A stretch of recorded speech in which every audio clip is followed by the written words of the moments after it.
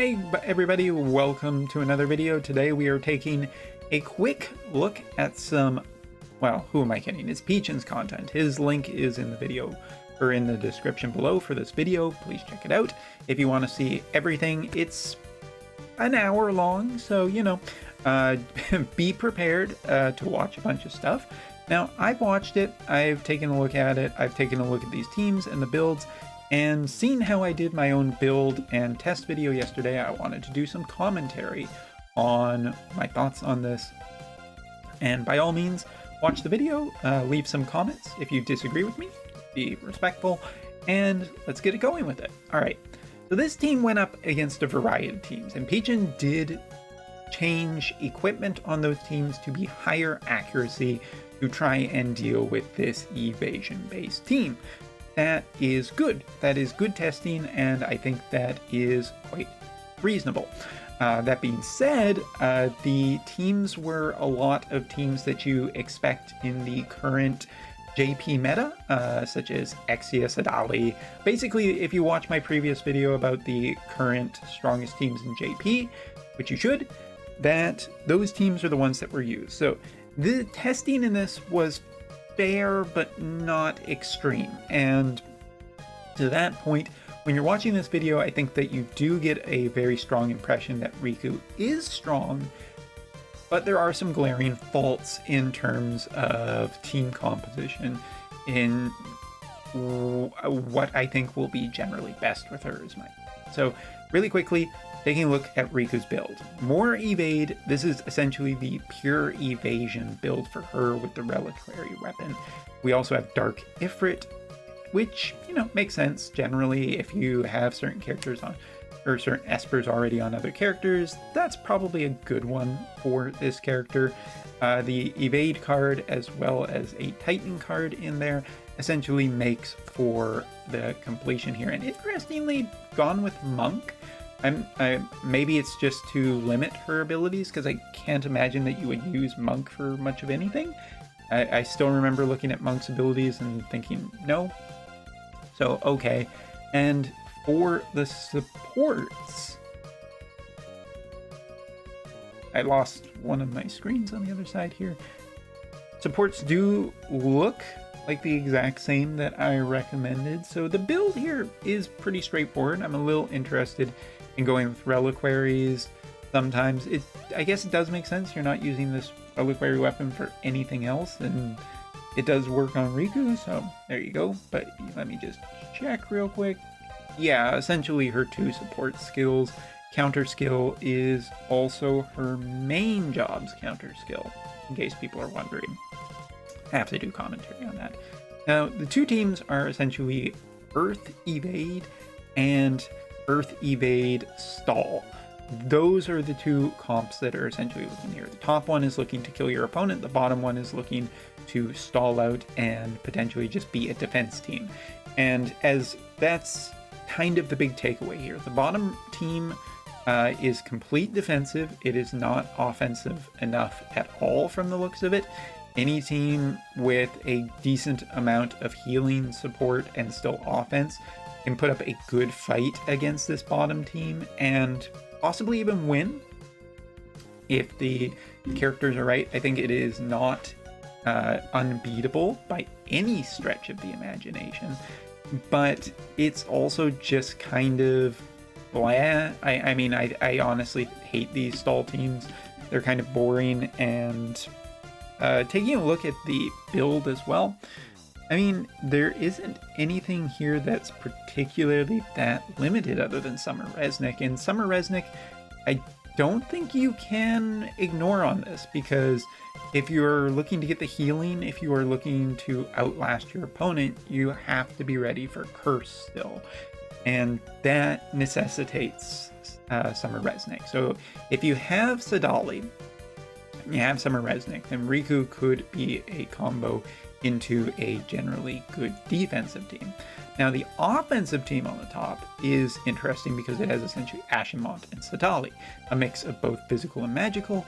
And again, in terms of things that you need to complete this, it's not unfeasible. The sandals on Ash and Mont, I'm not sure about how many players actually have that, but I think that might be a sticking point. Either way, this is just saying, hey, let's go, let's attack, and we're gonna win. And the thing is that it's interesting looking at these teams because the top team is good into a lot of other offensive teams, but it fails really hard against Shreks. Shrek can completely demolish this team, just outright. And I think that is a huge consideration because of the select level, the select 120 banner that recently happened. Anybody and everybody can have Shrek and a fully built Shrek at this point, which will just kind of negate this ever being too much of a problem team ever. So I put a pin in that. I do want to come back and talk about that. The bottom team, I think that if you were the top team going into this bottom team, it would be a miserable experience. Rikku, Ashimont, and Sadali aren't really ever going to have enough offensive capability and enough accuracy if they are built for evasion to get through another evasion team, and that's Riku's big flaw. As you can see with this build. You look at the top and bottom build, okay, yeah, little bit different, but accuracy is just way too low to deal with another evade Rikku, so you kind of just end up stalling out the team anyway. It feels a little bit problematic in terms of if you get Rikku and fully invest in her, using her in an offensive and defensive team, because you can fail pretty hard against a mirror matchup or a close to mirror matchup. Like if you just stall out the timer, it's not really great, and that kind of means that Rikku offensively for PvP stuff would be a little bit disappointing in the situations that I can see. Which is why, coming back to this top team, I don't think that the bottom team can really be changed all that much, but the top team, I actually have a lot of opinions about it being changed. I still believe that Rikku is the best, like, AC Sephiroth as a splash evasion character when people are not prepared for it and not expecting it. The more prevalent evasion and pure evasion is in the meta, the worse it is, because the more people will tech against it. So a lot of the times you want Rikku to be a character that people are just not expecting, and she is with Gilgamesh or Shrek or a ton of other different characters. Like, you're already effectively saying that physical isn't that important because you're going with a magical character in there too. Sure, Sadali is a lot of utility, but you are still doing magical damage. So I think it's fine to throw in a Shrek or a Gilgamesh to have Rikku essentially miraged and hidden in that background, and then when opponents try and go up against her and they don't have enough accuracy, that's where you will eke out wins more often than not, and more success with the character.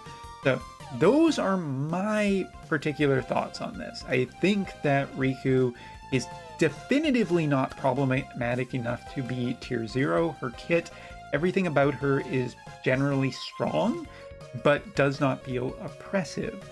And to that sense, and something that I will probably comment on later once we see everything that has happened with 10-2, this comes down to a three-way thing between me of like, hey, I just want Pain. She's free, dark, cool, I'm done, whatever kind of thing. And I'll wait for another character that I know about in the future and want. The other way is Yuna. Yuna is the accuracy, kind of fun, partner with another character, shoot you from across the map, and that's pretty cool. The other way is Rikku Evade, and I 100% still believe that as a splash character, she is going to be way better than if pure Evade takes over the meta. I just can see it already being like a incredible pushback will need to happen if Evade becomes just too strong, and then all of a sudden it will just flip over, and they will get a bunch of high accuracy stuff, and Rikku will go the way of a lot of other Evade characters, of being potentially even worse in that situation, because she'll be so over-teched against that and newer equipment being so high accuracy, you'll just run that and it will put her into a worse spot overall. Either way, Yuna has already slotted in to some tier 1 teams, so that also isn't particularly great. But a battle of cousins, I suppose. So thank you so much for watching. Hopefully you enjoyed this video.